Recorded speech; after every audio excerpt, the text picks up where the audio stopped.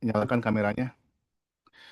Baik, jadi saya mau confirm dulu. Terakhir yang kita bahas bab 9 ya tentang perdagangan internasional, benar? Bener, Pak. Benar, Pak. Oke, bab 9. Jadi bab 10-nya saya lewati ya sekali lagi karena bab 10 itu membahas tentang eksternalitas.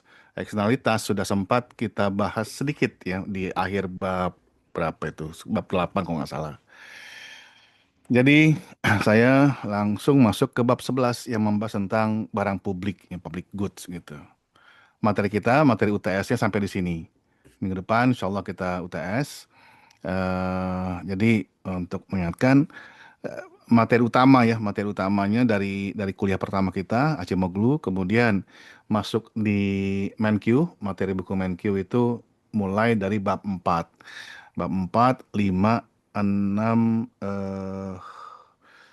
saya lupa 7 masuk masuk kalau nggak salah ya. Ada 2 bab yang saya lewatin, 2 apa 3 bab, 10 yang jelas yang terakhir itu. Kemudian tentang pajak ya, pajak itu kalau nggak salah di 8 ya, 10 8 itu saya skip. Oke ya, mudah-mudahan eh, ingat itu. Nanti bisa dikonfirmasi ke saya lagi apa tentang bab itu. Tapi saya kira itu. Kemudian seperti apa ujiannya, UTS-nya? UTS-nya itu eh, PG ya, jadi pilihan ganda. Pilihan ganda dengan menggunakan Google Classroom. Nanti tolong ingetin saya PJ khususnya, PJ untuk WA saya, agak agak siang atau besok juga nggak apa-apa. Untuk saya buatkan ya Google Classroom-nya. Jadi masuk ke Google Classroom, nanti mengerjakannya menggunakan Google Form.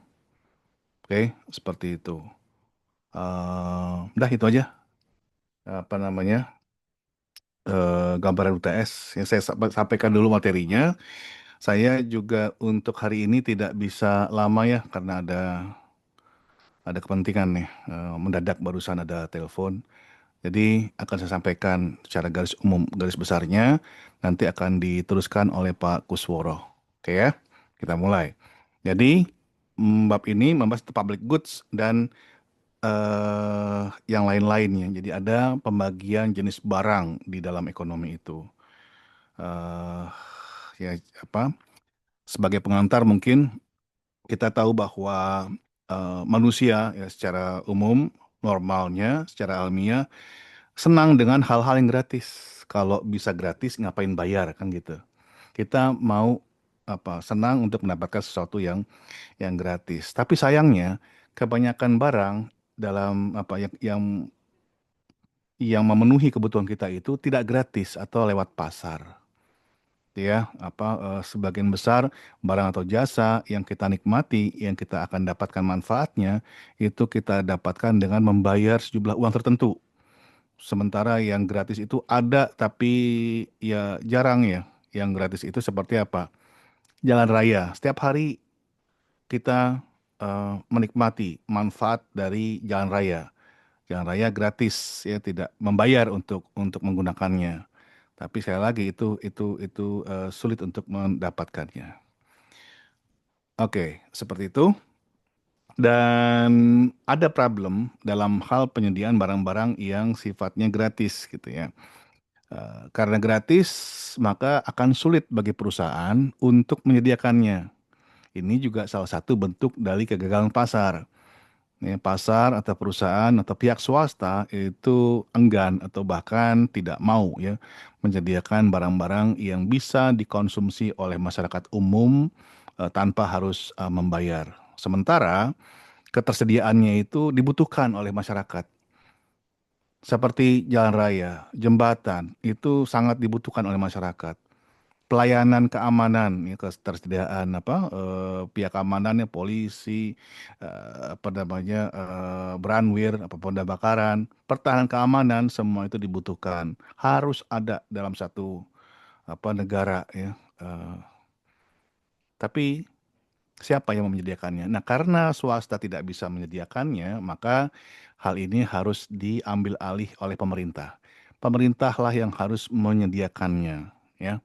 Seperti itu. Baik. Sekarang kita masuk ke ada 4 jenis barang ya yang apa yang akan kita bahas. Untuk membedakannya, untuk memilah apakah satu barang itu masuk ke satu kategori tertentu, filternya atau cara untuk apa namanya mengklasifikasikannya adalah dengan menggunakan 2 kriteria ini ya. Satu, apakah dia excludable? Kedua, rival. Oke, dua ini yang harus diingat ya. Apakah dia satu barang itu excludable? Asal katanya dari exclude ya. Exclude itu dikeluarkan ya. Excludable. Eh, kalau apa kata sifatnya itu biasa kita apa lebih familiar mungkin kata-kata eksklusif ya. Eksklusif itu diambil dari kata exclude ya. Nah, bisa dikecualikan gitu yang excludable. Kemudian kedua, rival. Ya, rival artinya harus ada, bukan harus ya Pak, ada rival itu apa pertarungan lah ya untuk mendapatkannya. Nanti saya jelaskan kalau masih belum paham. Nah, ini penjelasan tentang excludability sama rivalry. Excludability itu merujuk kepada properti suatu barang di mana kalau seseorang sudah mengkonsumsi barang tersebut, maka akan menghalangi ya, akan memblocking orang lain untuk menggunakannya. Contoh, kalau kita beli apa barang kebutuhan pribadi ya, beli baju misalnya. Kalau kita beli baju, pergi ke toko, kemudian tersedia tuh ya apa baju yang kita ingin beli itu ada katakanlah 6 pieces. Kemudian kita beli satu kan berarti tinggal 5. Nah, hanya sekarang tinggal 5 orang yang bisa mendapatkan manfaat baju tersebut. Tadinya berapa? Tadinya 6 kan? Sebelum kita beli ada 6 orang yang bisa menikmati itu. Kemudian ketika sudah kita beli satu piece, tinggal 6 pieces yang tinggal 5 pieces yang bisa dinikmati orang lain. Itu maksudnya excludability. Kedua, rivalry. Sorry, yang tadi saya jelaskan itu rivalry ya, bukan excludability. Yang tadi. Jadi kalau kita sudah apa namanya ada 6 pieces, kita beli satu, tinggal 5 itu rivalry. Jadi mengurangi penggunaan orang lain. Yang excludability itu begini, untuk mendapatkan barang tersebut kita mesti melakukan pengorbanan. Dalam hal ini apa? Bayar. Ya. Jadi ketika kita membayar, kemudian kalau kita bayar maka pakaian itu si baju itu sudah jadi milik kita. Kita yang punya hak, si pemilik baju yang punya hak untuk menggunakannya. Orang lain tidak boleh pakai baju yang kita beli itu. Ya, suitability dan rivalry. Nah, dari dua properti tadi, maka kita bisa membagi satu barang itu menjadi 4 tipe barang. Private goods, barang privat. Kedua, public goods atau barang publik. Ketiga, common resources. Ya, common resources. Kemudian keempat itu natural monopolis, monopoli alamiah. Private goods itu sifatnya ini excludable sama rival. Private goods. Public goods tidak keduanya ya. Jadi lawan dari private goods. Common resources rival but not excludable. Natural monopolies excludable but not rival. Ini contoh. Private goods dia itu rivalry dan excludable. Contoh es krim, pakaian ya. Congested toll roads. Jadi jalan tol yang sedang macet gitu ya. Kan apa? Untuk bisa mendapatkan jalan tol, kalau kita mau pakai jalan tol kita harus bayar ya, maka dia excludable. Nah, ini contohnya congested toll roads, jalan tol yang sedang macet. Jadi, kalau sedang macet kita masuk ke situ akan menghalangi orang lain untuk bisa menikmati jalan tol itu. Itu private goods ya. Kemudian natural monopoly. Natural monopoly kalau ini kan PowerPoint yang saya gunakan PowerPoint 2004 apa 2005. Kalau kalian nanti baca bukunya, buku MenQ-nya, dimodifikasi ya istilah ini oleh MenQ, bukan lagi pakai goods ya. Istilahnya diganti club goods karena memang agak kurang pas kalau ini disebut dengan natural monopolies. Oke. Nah, yang natural monopolis atau club goods ini ya, dia itu excludable. Ya, excludable artinya harus untuk menikmatinya mesti harus bayar. Kemudian tapi dia non rivalry. Ya, saya ambil satu contoh saja. Satu contoh yang cable TV, layanan TV apa TV berbayar ya. Apa tuh ada First Media atau yang lain-lain gitu ya. Itu kan kita harus berlangganan ya, harus apa? Harus membayar biaya langganan untuk bisa menikmati si TV kabel tersebut. Tapi tidak menghalangi orang lain untuk menggunakannya. Siapapun boleh menggunakannya asal berlangganan, asal bayar gitu ya. Itu contohnya. Nah, ini juga ada congested, uncongested toll roads ya, sedang tidak macet ya. Kalau jalan tol yang tidak macet, untuk mendapatkannya, untuk mendapatkan manfaat jalan tol itu kita mesti bayar dan sisi lain tidak menghalangi apa pengguna lain untuk menggunakannya.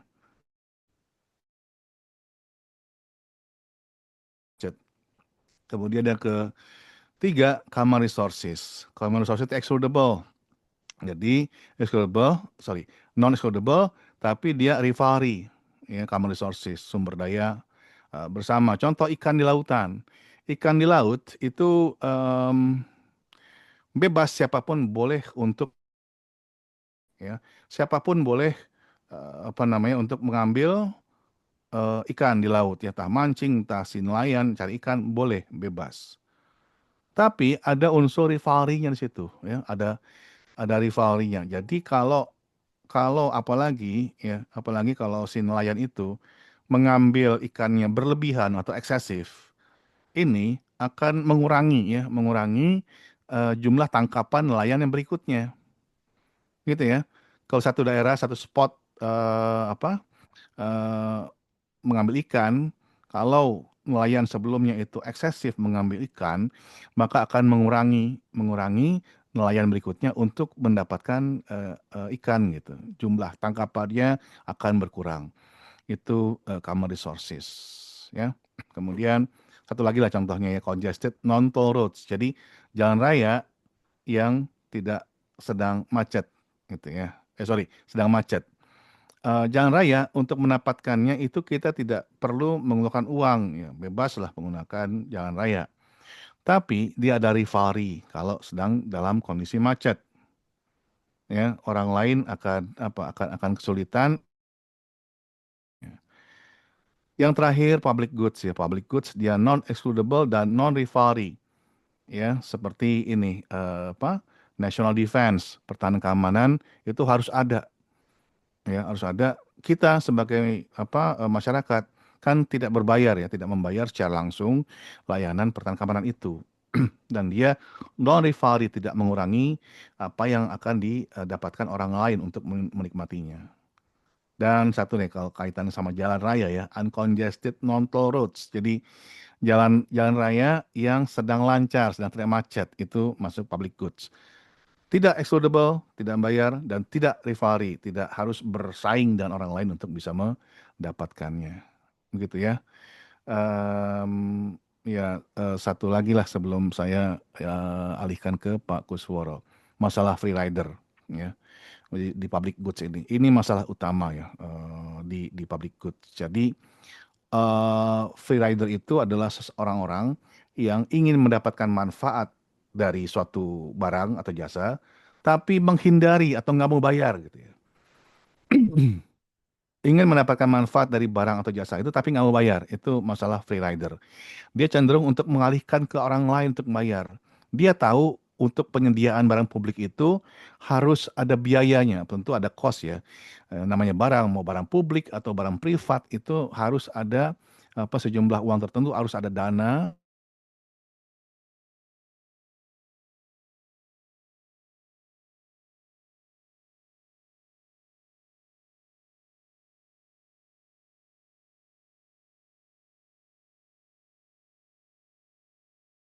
Orang lain yang dia apa namanya dia apa alihkan. Kalau bisa dialihkan ke orang lain, kenapa harus saya yang bayar gitu ya. Makanya apa untuk dalam dalam konteks penjadi barang publik oleh pemerintah kan tidak ada yang langsung ya, kan nggak pernah ada pemerintah yang bilang masyarakat ini saya mau ngumpulin uang kata si misalnya Pemda lah misalnya. Apa satu kabupaten atau provinsi saya mau kumpulkan uang nih kata si bupati kata si gubernur untuk bikin jembatan nggak ada seperti itu. Bupati gubernur mengumpulkan uang untuk kebutuhan penyediaan barang publik itu dengan cara apa? Menetapkan pajak gitu ya, memungut pajak dari masyarakatnya. Baru kemudian pajak tersebut digunakan untuk untuk menyediakan barang barang publik. Oke, seperti itu. Ini beberapa barang publik yang penting yang harus ada ya, biasanya ada seperti itu. Oke, gimana Pak Kusworo? Bisa tapi sebelum itu sambil Pak Kusworo siap-siap, kalau ada yang mau ditanyakan dari kalian, dari pengantar saya itu silakan ditanyakan berkaitan sama barang publik, barang privat,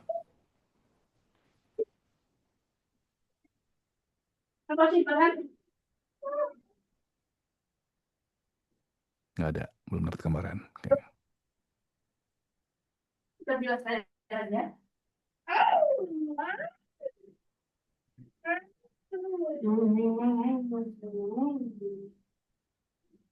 Pak Kusworo, monitor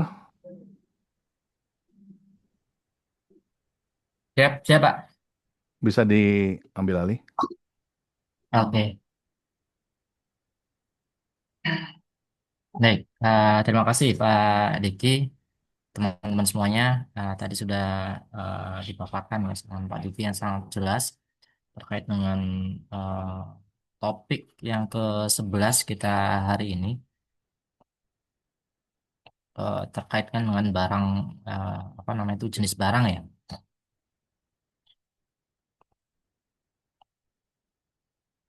dan sumber daya umum. Dan jadi terkadang ini teman-teman, terkadang kita itu dihadapkan oleh problem ya saat kita melihat kondisi perekonomian itu akan berefek pada permintaan dan penawaran akan suatu barang gitu ya. Nah, tapi kita tidak mendefinisikan situ barang itu barang eh, apa publik atau barang privat atau common resource di situ, atau mungkin tadi terkait dengan barang-barang yang eh, diklasifikasikan gitu. Nah, di topik ini penting untuk di mata kuliah pengantar ekonomi, teman-teman itu nanti di pemasaran digital tentunya melihat bagaimana target pasar dan segmentasinya, tentunya akan melihat bagaimana barang tadi itu apakah akan bergesekan dengan barang lain gitu. Barang yang apa namanya itu yang kalian akan jadi target untuk diproduksi, apakah barang tadi itu akan memberikan efek atau barang tersebut malah kena efek atas barang yang lain di situ. Nah, ini kan teman-teman harus tahu nih berbagai klasifikasi jenis barang di sini. Sehingga nanti tidak terjadi kesalahan keputusan dalam menentukan produk atau barang yang akan dihasilkan dalam suatu unit usaha gitu. Karena pada saat Bapak KKL tuh waktu KKL itu di dalam di sebuah perusahaan gitu ya.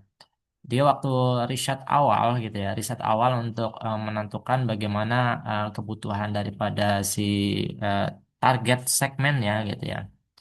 Dia akan melihat situ. Bukan hanya sebatas fokus pada apa namanya itu target segmennya, tapi di riset riset awal perusahaan itu mengidentifikasi juga, menganalisis juga berbagai jenis barang atau mungkin fasilitas umum yang dikatakan tadi itu barang publik yang akan berefek kepada produksi suatu barang yang sudah ditentukan gitu. Nah, kemarin dapat ilmu itu dari pada saat kegiatan PKL gitu. Jadi emang benar materi ini penting untuk teman-teman karena nanti teman-teman di pemasaran digital juga penting untuk menganalisis berbagai jenis barang ini, apakah barang ini akan berefek pada target barang yang teman-teman sedang apa namanya itu promosikan lah di situ, apa produksi lah di situ. Nah ini materi ini tadi disampaikan oleh Pak Diki sangat penting untuk diketahui bersama. Baik, kita lanjutkan teman-teman semuanya di materi yang tadi Pak Diki sudah Sampaikan. Bapak coba share screen kan.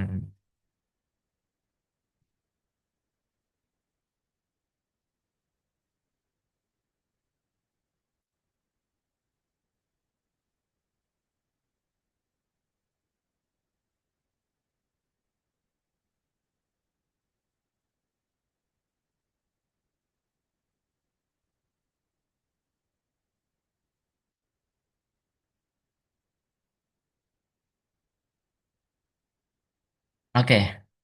Nah, tadi terakhir itu dipaparkan dengan jelas ya, bagaimana free rider ini akan menjadi suatu problem tersendiri terkait dengan bagaimana ketersediaan barang publik gitu ya. Dan tadi juga sudah dipaparkan bahwa setiap orang itu enggan gitu ya, gitu. Enggan untuk memberikan apa ya resource atau sumber daya atau membayar gitu ya, membayar karena dia berpikir karena itu sudah disediakan oleh pemerintah dari pajak kan seperti itu ya. Pemerintah sudah narik pajak ke kita, kenapa kita membayar kan bahasanya seperti itu ya. Gitu. Pemerintah sudah narik pajak dari kita, kenapa kita harus membayar di situ gitu.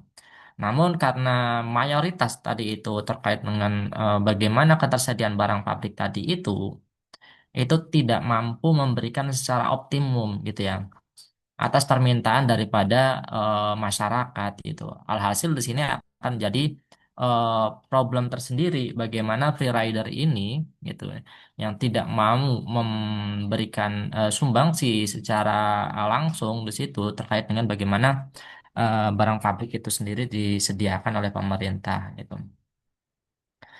Nah, ada beberapa barang pabrik yang tentunya penting untuk dimiliki, yang nantinya kita tahu bahwa barang pabrik yang sangat penting ini tentunya untuk masyarakat luas itu dampaknya sangat sangat nyata di situ. Seperti kita tahu pertahanan nasional saat ini kan kita lihat di situ bagaimana kondisi-kondisi saat ini APBN kita cukup tinggi untuk alokasi pertahanan nasional di situ. Kita melihat bagaimana kondisi regional atau kondisi global terkait dengan bagaimana persaingan di situ, bagaimana setiap negara itu mencoba untuk membentuk bagaimana jati dirinya gitu. Makanya pertahanan nasional ini penting karena selain secara internal itu akan memberikan efek bagaimana keamanan nasional, juga secara eksternal di situ akan menunjukkan bagaimana posisi dalam posisi suatu negara di hadapan negara lain gitu. Yang kedua, ini kan riset di situ, teman-teman. Gitu. Kenapa ini penting? Kita tahu pengetahuan itu selalu berkembang gitu ya. Kita melihat kemarin eh, pada masa COVID saja, kita lihat di situ pada masa COVID berbagai vaksinasi yang diberikan secara umum atau secara gratis kepada masyarakat luas di situ. Itu beberapa kita impor gitu. Kenapa penelitian dasar itu penting di dalam penyediaan barang publik di situ? Kita tahu bahwa produk itu apa namanya itu dibutuhkan oleh seluruh masyarakat gitu loh, gitu ya. Makanya ketersediaan daripada barang pabrik itu secara tidak langsung harus memberikan secara optimum bagaimana barang pabrik itu bisa dinikmati oleh seluruh masyarakat. Makanya risetlah di situ. Itu Kemenkes ya waktu lalu itu riset sehingga pada saat itu teman-teman muncullah apa namanya itu vaksin yang dihasilkan oleh masyarakat Indonesia gitu ya. Gitu ya. Dan itu menunjukkan bagaimana penelitian dasar ini memberikan efek juga secara penting untuk penyediaan barang-barang pabrik di situ. Yang ketiga, memerangi kemiskinan gitu ya. Kita lihat program-program pemerintah bagaimana meningkatkan lah di situ. Meningkatkan atau mengurangi daerah-daerah tertinggal gitu ya. Daerah tertinggal tentunya di situ terkait dengan salah satu indikatornya kemiskinan gitu.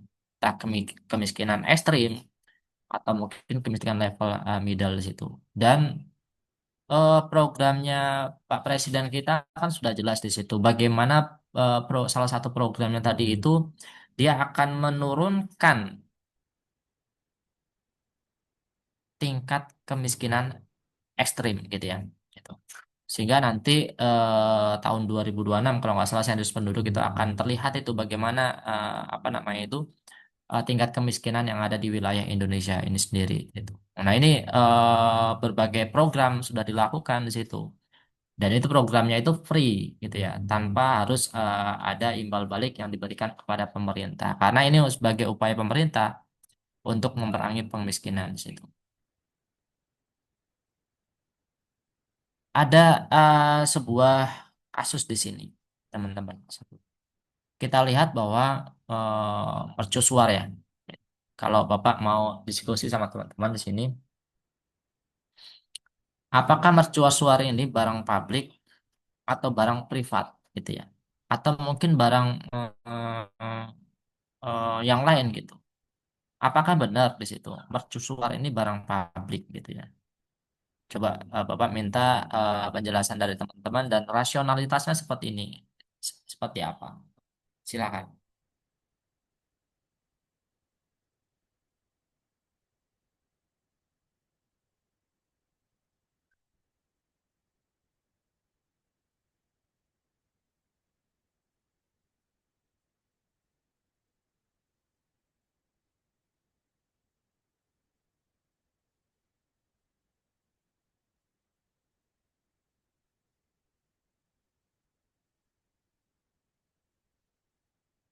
Kalau tadi ngelihat dari definisi ada dua jenis barang, barang yang pengecualian dan barang apa namanya itu rivalitas ya. Barang jenis barang tadi kan ada dua tuh, barang yang pengecualian dan barangnya rivalitas. Tadi juga sudah didefinisikan bagaimana apakah itu pengecualian dan rivalitas atau tidak pengecualian dan tidak rivalitas. Nah, ini kan tadi yang tabel yang sudah disampaikan oleh Pak Diki bisa memberikan analisis kepada teman-teman nih. Apakah mercusuar ini dikatakan barang publik? Silakan rasionalitasnya dari teman-teman.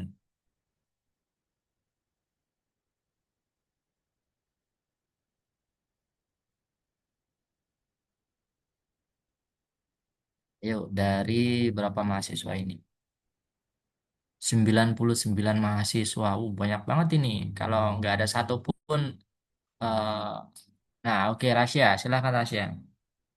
Eh, Kalau menurut saya mercusuar tuh mungkin barang publik Pak. Soalnya kan setiap kapal yang lewat tuh misalnya kalau gelap gitu kan butuh mercusuar gitu Pak. Jadi dikasih untuk barang publik biar semua kapal yang lewat bisa menggunakannya gitu Pak. Oke. Oke, terima kasih, Rasya. Yang lain, ayo analisis rasionalnya ini terkait dengan tadi. Ada exclude atau rival tadi. Tadi sudah disampaikan oleh Rasya juga eh, sekilas implementasinya. Teman yang lain silakan.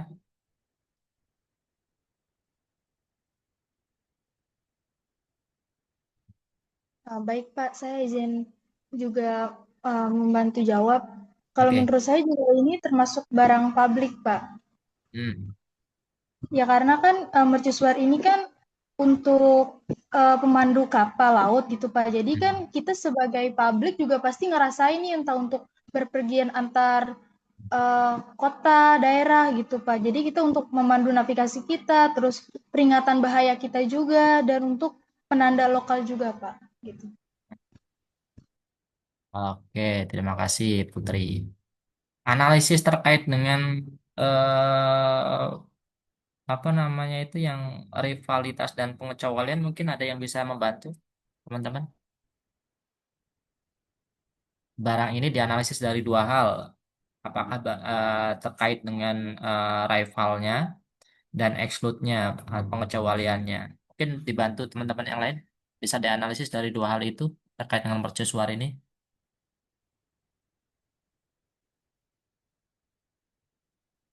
Apakah no no, yes yes dari exclude dan rival itu?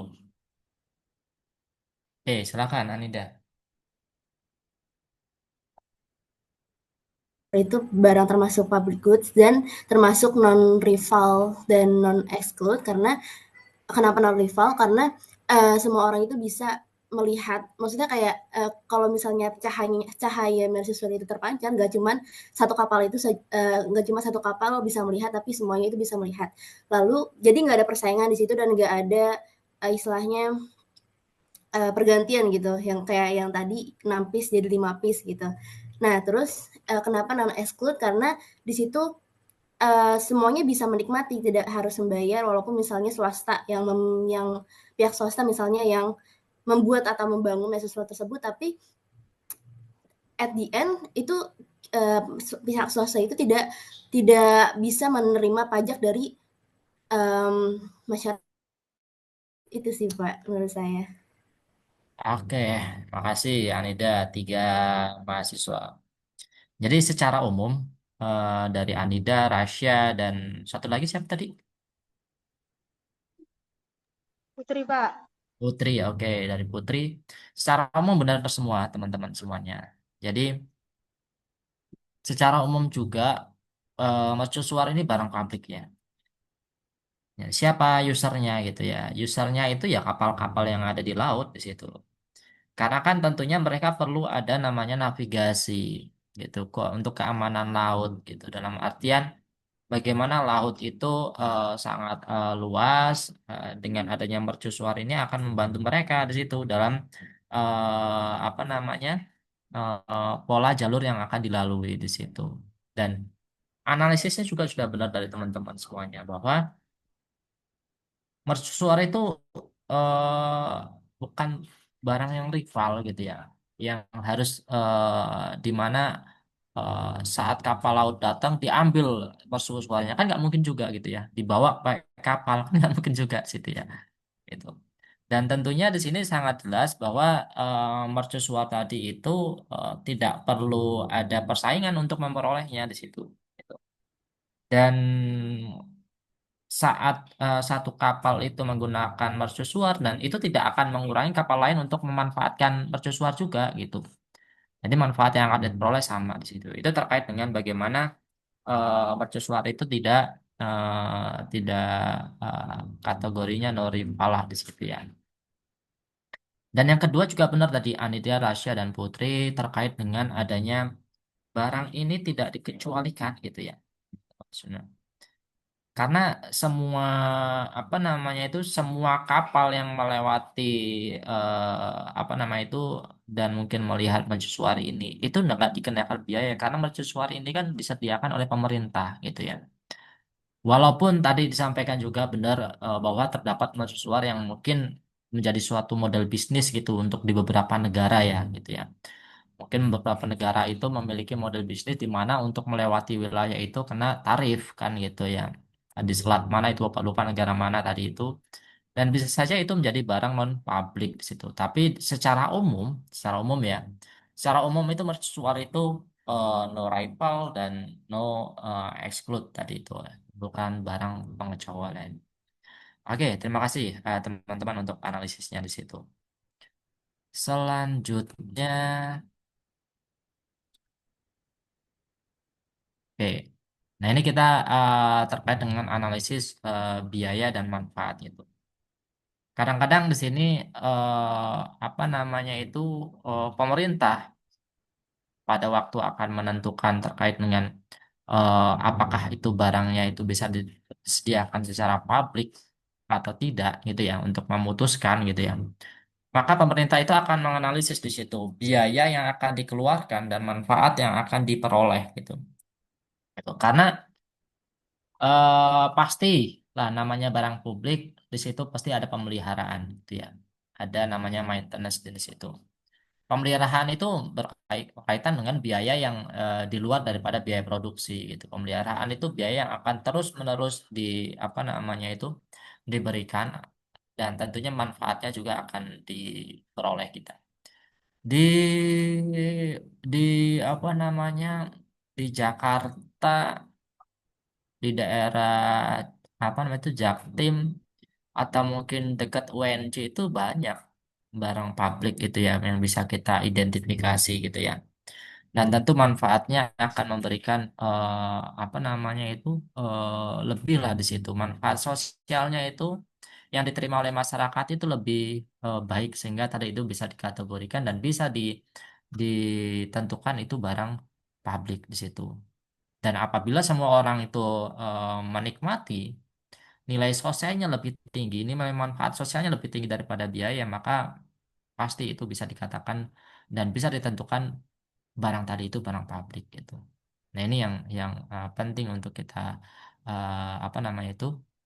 Dan ini gak gampang untuk menganalisis itu karena ini perlu jangka waktu yang cukup panjang di situ terkait dengan bagaimana masyarakat itu menikmati. Kadangkala di waktu jangka pendek nilai sosialnya itu belum belum belum apa namanya itu belum berdampak secara menyeluruh gitu gitu. Sama halnya seperti kita lihat lah taman-taman yang ada di daerah Jakarta Timur di situ di dekat-dekat UNJ di situ. Untuk jangka pendek mungkin tidak secara menyeluruh itu menerima manfaatnya gitu. Nah, tapi dalam jangka panjang tentunya nilai sosialnya akan lebih tinggi. Bagaimana taman-taman tadi itu akan memberikan sumbangsih mungkin dari sisi keindahan, mungkin dari sisi apa namanya itu kesegaran udara kan gitu ya. Mungkin untuk saat pembangunan awal tidak berefek karena mungkin pohon-pohonnya masih kecil, tapi untuk jangka panjang itu nilai sosialnya akan lebih tinggi. Nah, ini dianalisis nih oleh pemerintah ini itu. Dan ini nggak gampang dalam artian di situ itu. Karena kenapa teman-teman? eh itu kan bisa dikatakan seperti eh, nilai ya, value yang diberikan oleh pemerintah gitu ya. Dan itu tidak ada harga gitu nah. Maka sulit untuk menentukan nilainya secara pasti, manfaat secara pasti. Paling ujung-ujungnya terkait dengan bagaimana sih sikap masyarakat terkait dengan barang publik itu sendiri gitu ya. Tapi tidak ada harga gitu ya. Untuk memperkirakan berapa manfaat sosial yang diperoleh gitu. Nilai kehidupan, waktu konsumen dan estetika itu emang sulit untuk dinilai gitu ya. Terkait dengan barang publik itu sendiri yang tentunya kita nikmati sampai saat ini. Nah, ini sumber daya apa namanya itu sumber daya umum ya tadi disampaikan oleh Pak Diki seperti ikan di laut ya. Ikan di laut itu apa namanya itu setiap orang itu kan no rival no exclude ya. Setiap orang itu bisa memanfaatkan, bisa mengambilnya gitu, gitu. Dan tersedia secara gratis gitu dalam batas wilayah tertentu. Gitu. Karena tentunya kalau kita ngambil ikan nanti di wilayah orang lain ya itu beda kebijakan lagi gitu. Gitu kan illegal fishing kan ketemunya di situ. Gitu. Dan karena tadi itu apa namanya itu masyarakatnya itu tidak dibebani oleh biaya gitu ya. Dalam artian free secara gratis untuk mengambil. Kadangkala kecerobohannya itu yaitu kita lihat bagaimana cara masyarakat itu mengambil ikan itu dengan tidak memperhitungkan itu bagaimana kelestarian lingkungan. Nah, ini kan kadang-kadang menjadi problem juga di situ common resource di situ ya. Gitu. Karena sudah tidak ada batasannya, alhasil di situ masyarakat seenaknya saja di situ tidak diberikan insentif, tidak diberikan sebuah biaya untuk bisa menentukan gitu. Makanya nanti di slide-slide terakhir itu kebijakan yang akan memunculkan bagaimana untuk melindungi sumber daya kita di situ. Ini yang tentunya terkait dengan bagaimana common resource ini bisa tersedia di masyarakat gitu. Dan rival gitu ya. Dan kalau barang tadi itu yang tadi kan mencontohkan ada baju atau mungkin ada hewan atau apa gitu pada saat orang sudah mengambil satu maka akan mengurangi jatah orang lainnya. Tentunya ini gitu. Ini kan konsep atau definisi daripada saingan atau rival itu sendiri teman-teman semuanya gitu. Karena penggunaan sumber daya yang free tadi itu sendiri dilakukan oleh orang lain maka akan mengurangi penggunaan orang lain gitu. Ya kalau sederhana saja, Pak Kus, itu kan di laut ikannya banyak gitu. Sebanyak-banyaknya ikan pasti akan berkurang gitu. Dalam artian akan mengurangi jatah orang lain. Harusnya di situ kasarnya ngomong ada 100 ikan di laut gitu. Kalau mungkin Anida sudah ngambil 5, otomatis akan mengurangi jatah yang orang lain gitu. Menjadi 95. Nah, ini kan konsep saingan seperti itu gitu. Makanya tidak bisa apa namanya itu tidak bisa dikatakan ini apa namanya itu no rival gitu. Karena ini butuh adanya persaingan dan tentunya akan mengurangi jatah orang lain gitu. Nah, ini eh apa namanya itu tadi itu Bapak sampaikan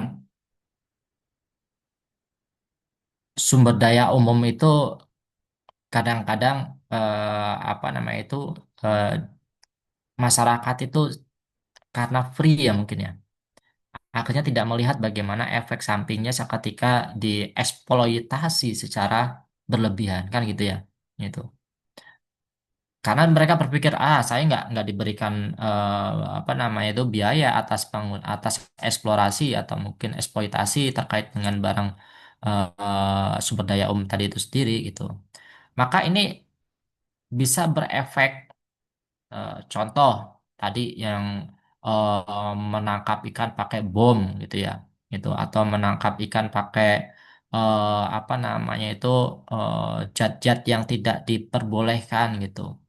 Sehingga nanti efeknya apa? Efeknya itu orang lain akan terdampak gitu ya. Makanya ini di dalam materi ini mirip dengan namanya eksternalitas negatif gitu ya. Dampak yang didapatkan oleh orang lain itu tidak sebaik apa yang didapatkan oleh pihak yang mengambil manfaat daripada common resource ini di situ. Karena mungkin Rusia itu ngambilnya sembarangan, eksploitasinya secara sembarangan, akhirnya Bapak sendiri untuk menikmati apa yang diambil oleh Rusia merasa aduh kok malah seperti ini gambarannya kok malah seperti ini produknya gitu karena rasanya berlebihan dalam memanfaatkan common resource di sini. Nah ini yang sering terjadi terkait dengan barang pabrik itu sendiri. Kalau Bapak bisa mencontohkan tadi itu terkait dengan fish ya ikan yang ada di ocean laut. Nah ini beberapa barang yang penting gitu ya gitu. Barang yang penting yang mana ini menjadi perhatian gitu gitu udara air bersih itu barang barang apa nama itu common resource di situ gitu jalan yang padat ini juga menjadi bagian daripada sumber daya yang penting untuk karena penting dikatakan penting kenapa karena barang ini efeknya dampaknya luas gitu loh. Masyarakat semuanya itu memberikan apa itu mendapatkan efeknya dari jalan, dari udara, dari air bersih gitu. Makanya ini dikatakan sumber daya yang penting gitu.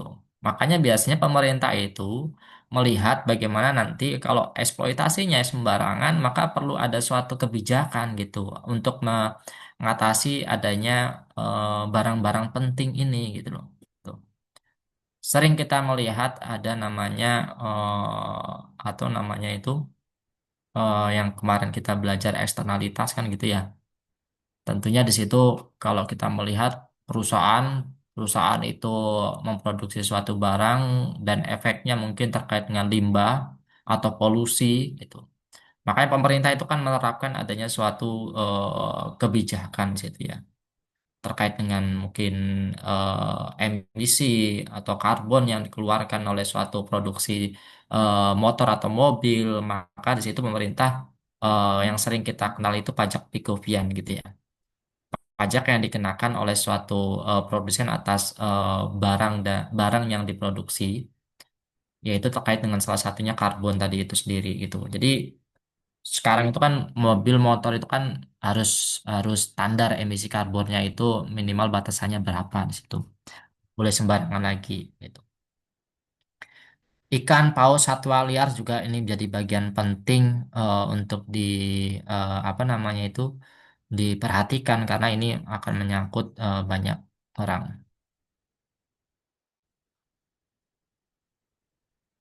Set, set, set. Cet, cet, cet, cet, cet, cet, cet. Lucu ya gambarnya ya. Nggak tahu ini gambarnya gimana. Catit, tapi eh, lucu juga kalau kita diskusikan gitu. Mengapa sapi tidak punah? Lucu ya pertanyaannya ya, gitu. Mengapa sapi tidak punah? Tapi teman-teman bisa menganalisis nih, itu terkait dengan tadi common resource nih, gitu. Akankah pasar melindungi saya? Itu swasta kepemilikan dan keuntungan motif. Nah, itu Bapak minta rasionalitasnya. Itu Bapak suka studi kasus itu bukan hanya apa namanya itu jawaban dari teman-teman jawaban benar gak salah gitu. Tapi gali dari teman-teman semuanya di situ. Gitu. Itu kan yang menjadi apa namanya itu apa studi kasus kita di situ itu mengapa sapi itu tidak punah gitu sedangkan kalau kita melihat bahkan harimau yang ada di Sumatera itu mulai terancam punah gitu ya itu kalau kita bandingkan harimau dengan sapi kenapa harimau itu terancam punah sedangkan sapi itu tidak terancam punah itu silakan teman-teman analisisnya yuk yang lain ada 99 mahasiswa ini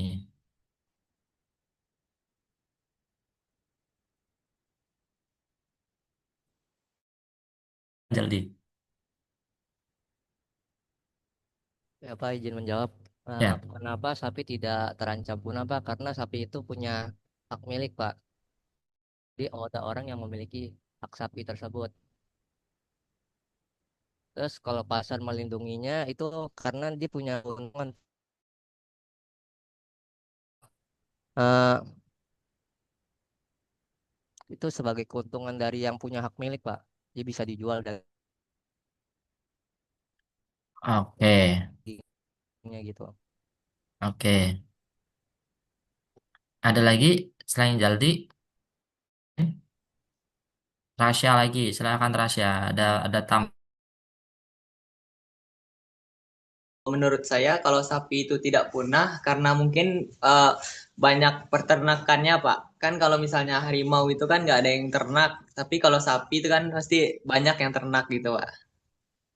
Oke. Rasya mau ternak ini harimau biar gak punah gitu. Nanti dikembangbiakan di situ.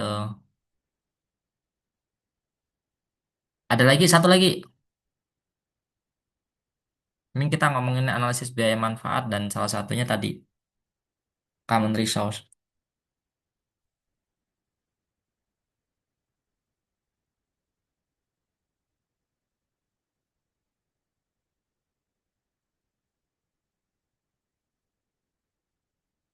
Ya, satu lagi selain Jaldi, Rasya.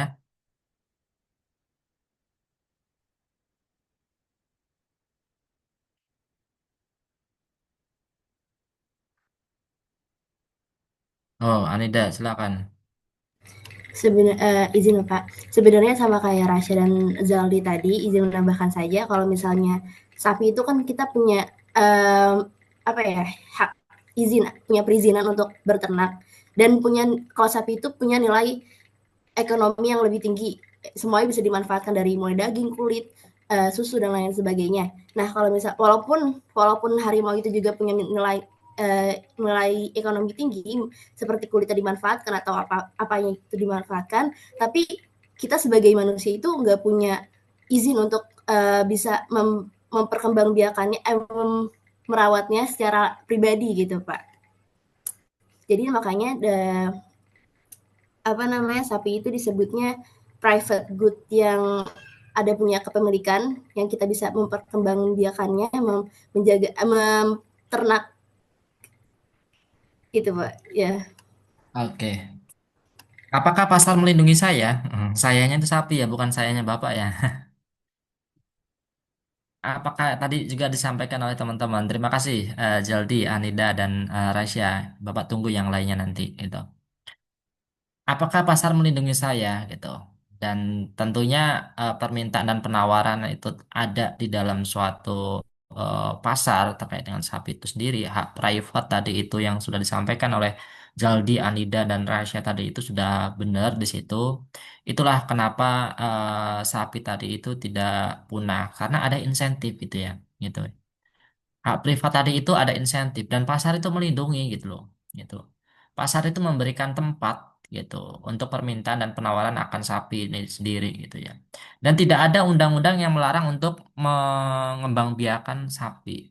Itu. Itulah kenapa ada insentif yang diberikan oleh masyarakat yang melestarikan atau mungkin mengembangbiakan daripada sapi itu sendiri gitu. Karena dengan melindungi dan melestarikan dan mengembangbiakan maka ada insentif, maka di situ ada keuntungan gitu ya. Ada keuntungan yang diperoleh oleh masyarakat. Beda dengan tadi apa harimau gitu ya. Beda dengan apa namanya itu hewan yang menurut aturan itu dilindungi kan teman-teman kita tahu ya. Ada hewan yang dilindungi gitu ya. Tidak boleh diburu gitu. Terus salah satunya gajah, harimau Sumatera itu udah mulai punah gitu. Makanya itu hewan yang dilindungi gitu ya. Ada aturan yang diberikan oleh pemerintah gitu. Karena kalau nggak diberikan aturan gitu, ya itu bisa punah. Gajah diambil gadingnya gitu, harimau diambil kulitnya mungkin dengan berbagai varian atau mungkin malah dagingnya juga. Kita kan nggak pernah tahu di situ. Nah itulah kenapa apa namanya itu sapi ini menjadi swasta kepemilikan karena ada insentif tadi itu sendiri. Gitu, ada keuntungan gitu, ada motif keuntungan yang diperoleh oleh masyarakat saat melihat sapi ini dilestarikan gitu. Nah, kesimpulan pentingnya hak milik gitu ya teman-teman sebenarnya. Gitu. Karena kita melihat yang tadi Bapak sampaikan bahwa pasar itu tidak mampu ya mengefisienkan atau mengalokasikan sumber daya secara efisien gitu. Gitu.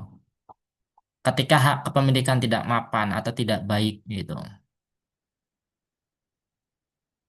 Ketika barang yang bernilai itu tidak memiliki apa namanya itu private atau kepemilikan, maka efeknya tahu sendiri eksploitasi akan apa namanya itu akan terjadi di dalam apa namanya itu barang-barang pabrik tadi itu sendiri gitu. Itulah pentingnya hak milik sehingga tidak ada unsur terkait dengan bagaimana penggunaan barang yang dimanfaatkan oleh masyarakat itu. Contoh saja tadi itu kan kita melihat ikan yang di laut atau satwa liar gitu. Itu kan kalau tidak di apa namanya itu tidak diatur, wah itu bahaya itu, gitu. Bagaimana cara mengambilnya, bagaimana cara memanfaatnya gitu. Makanya overfishing itu fishing itu bahaya gitu ya. Makanya biasanya pemerintah itu untuk suatu wilayah tertentu itu ada aturan izin tangkapnya gitu, gitu. Ada izinnya tangkapnya gitu. Sama seperti di Indonesia untuk dia gajah harimau itu kan beberapa wilayah itu kan jadikan tempat apa namanya itu konservasi gitu ya. Kita melihat di beberapa pulau Sumatera atau mungkin Kalimantan itu ada beberapa hutan lindung di situ. Hutan konservasi gitu. Di mana hutan tadi itu tuh memiliki apa namanya itu privatasi gitu ya privatnya gitu. Karena untuk melindungi tadi itu human resource tadi itu sendiri gitu. Gitu. Ini yang penting untuk kita apa namanya itu eh, kenapa harus ada hak milik di dalam barang suatu barang tadi itu sendiri gitu ya. Ini untuk mengendalikannya seperti itu. Nah, ini kan ketika tidak adanya hak milik maka menyebabkan kegagalan pasar gitu. Pemerintah berpotensi menyelesaikan masalah tersebut gitu. Kalau tidak ada hak milik, wah bahaya. Sapi kalau tidak ada hak milik, wah repot tadi itu sendiri gitu. Bisa nanti akan menjadi problem tersendiri di masyarakat gitu. Makanya pemerintah itu biasanya ya kebijakan lagi-lagi pemerintah itu kebijakan di situ dengan privatisasi tadi itu sendiri yang disampaikan oleh Anida, Jaldi dan Rasya tadi itu sendiri gitu ya. Memiliki hak milik atas suatu barang. Dan terakhir, teman-teman, ini resume aja di situ terkait dengan bagaimana barang ya, pengecualian dan barang saingan. Tadi sudah disampaikan, ini barang publik itu tidak saingan dan dapat dikecualikan kalau tidak ada biaya penggunaan barang. Ini resume aja dari sini. Dari sini ada pertanyaan silakan.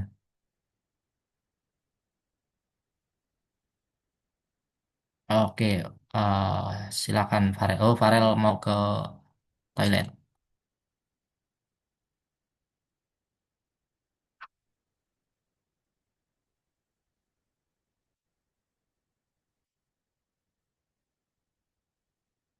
Sebenarnya materi ini nggak apa namanya itu nggak rumit-rumit sekali karena tidak ada apa namanya itu analisis kurvanya gitu ya. Kalau analisis kurvanya itu kan kita harus melihat bagaimana pergeseran permintaan penawaran di situ ya. Gitu. Ini teori karena mata kuliah pengantar ilmu ekonomi itu kan mata kuliah teori ya. Tapi yang tadi Bapak sampaikan bahwa setiap penjawab itu rasionalitasnya gitu. Rasionalitasnya itu teorinya seperti apa gitu. Itu kan yang sering disampaikan karena mata kuliah ini mata kuliah teori gitu ya. Dan ini penting. Kalau nggak salah Bapak udah ngirimin buku kan ya, gitu ya, buku uh, Menkyu ya. Nah itu teman-teman bisa melihat tuh bagaimana rasionalitasnya teorinya sehingga nanti tidak salah dalam apa namanya itu menyelesaikan soal-soal UTS. Wah. Hmm.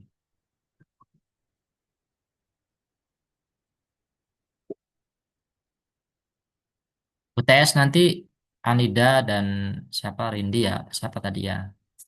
Itu nanti sama Pak Diki ya, karena Bapak tidak apa namanya itu terkait dengan UTS itu di ketua pengajar ya, tim ketuanya kan Pak Diki di sini mata kuliah ini. Jadi nanti dikomunikasikan dan harapannya jangan lama-lama karena teman-teman perlu persiapan ya untuk UTS nanti itu sendiri gitu ya.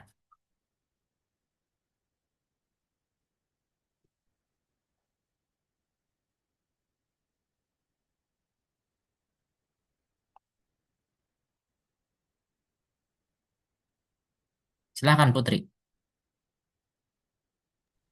Baik, Pak, terima kasih. Pak, saya izin bertanya. Tadi kan masalah utama dari pemanfaatan barang itu adalah free rider, yaitu adalah ingin mendapatkan barang dan jasa tapi nggak mau bayar gitu, Pak. Nah, tadi kan kalau nggak salah contohnya itu kayak pembayaran pajak ya, Pak ya. Mereka tuh masyarakat pengen merasakan bagaimana barang publik itu bisa dimanfaatkan, tapi tidak mau membayar pajak gitu Pak. Nah, contoh lainnya tuh selain membayar pajak tuh gimana ya Pak? Sedangkan kalau misalkan perbedaan barang itu kan salah satunya ada pengorbanan untuk dapatkan barang gitu. Tapi kalau misalkan free rider ini menjadi masalah utama, contohnya seperti apa Pak? Terima kasih. Oke, oke, terima kasih Putri. Ini kita ngomongin free rider ya di sini. Ya, namanya barang publik tentunya kan di situ apa namanya itu kita tidak dibebankan biaya ya gitu. Karena barang pabrik kita itu sendiri sudah dibebankan oleh pajak yang diambil dari kita juga gitu ya. Salah satunya dari kita gitu. Salah satunya dari kita di situ. Kalau ditanya contoh lain gitu yang dikatakan oleh free rider tadi itu sendiri. Salah satunya keamanan, nah seperti itu kemana. Kita ngomongin keamanan gitu. Keamanan itu ya eh, polisi kan gitu ya, gitu. Polisi gitu ya. Dan kadang-kadang kita minta telepon polisi gitu. Ada kemalingan gitu, gitu. Telepon polisi. Itu kan kita nggak ada biaya, nggak ada uang yang kita keluarkan gitu. Kita melaporkan kepada polisi dan polisi mengamankan seperti itu. Dan itu tugas mereka. Mereka sudah dibayar oleh pemerintah gitu. Gitu. Dan setiap orang itu memanfaatkan itu tanpa melihat insentif yang akan diberikan gitu. Gitu. Makanya sering ada begal telepon polisi, ya. Ada kemalingan telepon polisi. Ada yang tadi itu terkait dengan ada kebakaran telepon pemadam kebakaran gitu. Itu kan kita nggak bayar, teman-teman. Gitu. Dan itu free rider ini kadang-kadang apa namanya itu menjadi eh, apa namanya itu karena tidak ada berbayar, alhasil ada problem tersendiri gitu ya. Gitu. Problemnya apa? Eh, Pasar itu kadangkala tidak mampu menyiapkan kebutuhan atau menyiapkan permintaan secara optimum, gitu ya. Itulah kenapa terjadi beberapa keamanan di beberapa wilayah itu tidak aman 100% gitu ya. Ya kan nggak mungkin setiap rumah itu ada polisi kan gitu ya. Nggak mungkin setiap gang itu ada polisi kan gitu. Makanya apa namanya itu antara kebutuhan dan pasar menyediakannya gitu ya. Barang pabrik tadi itu menyediakannya. Itu secara tidak optimum gitu. Tidak mampu secara optimum untuk menyediakan kepada masyarakat itu sendiri gitu loh. Itulah kenapa eh, apa namanya itu barang pabrik ini bisa dikatakan karena free rider maka semua orang itu ingin memiliki, ingin memanfaatkannya. Gitu, Putri ya. Kalau kita mencontohkan contoh lain, sebenarnya banyak ya karena tentunya kita memanfaatkan tanpa kita harus membayar gitu ya. Itu contohnya di situ. Baik, Pak. Terima kasih jawabannya. Oke,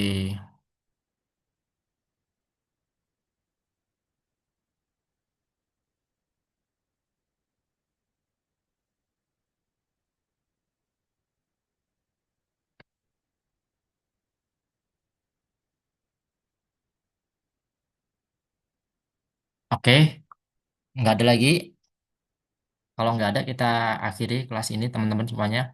Cuman Bapak minta Anida kelas satunya PB eh, pemasaran digital satunya siapa ya selain Anida ya PJ-nya? PJ satunya kelas D itu setahu saya Nadia sama Atia Valisa. Nadia ada, Nadia. Bapak saya Tia, Pak. Oh, Atia. Bapak minta nanti rekapannya apa namanya itu keaktifan, rekapannya kehadirannya ya pakai spreadsheet aja boleh gitu sama tugas itu. Kalau nggak salah Bapak baru tahu karena minggu kemarin tuh kan Bapak tidak full gitu karena ada kegiatan lain gitu. Ternyata ada tugas, Bapak nggak tahu itu kalau ada tugas itu. Makanya untung dikirim sama Anida ya di situ tugasnya. Jadi nanti Bapak minta dalam satu mungkin eh, link ya, link drive ya di dalamnya nanti ada Excel atau spreadsheet sehingga nanti Bapak bisa tahu kehadiran daripada teman-teman semuanya untuk Bapak isi di penilaian nanti di situ. Sama keaktifan Anida, Rasya yang sering Jaldi yang apa namanya itu sering tanya, sering memberikan komentar itu dicatat ya biar nanti Bapak untuk bisa memberikan pertimbangan penilaian lain gitu. Oke, itu ya Anida dan Jaldi, terima kasih dan recordingnya nanti disimpan di Drive biar teman-teman yang lain bisa mengulang terus materinya sehingga nanti tidak terselip untuk persiapan UTS. Baik, terima kasih teman-teman semuanya. Tidak ada pertanyaan, Bapak akhiri. Assalamualaikum warahmatullahi wabarakatuh.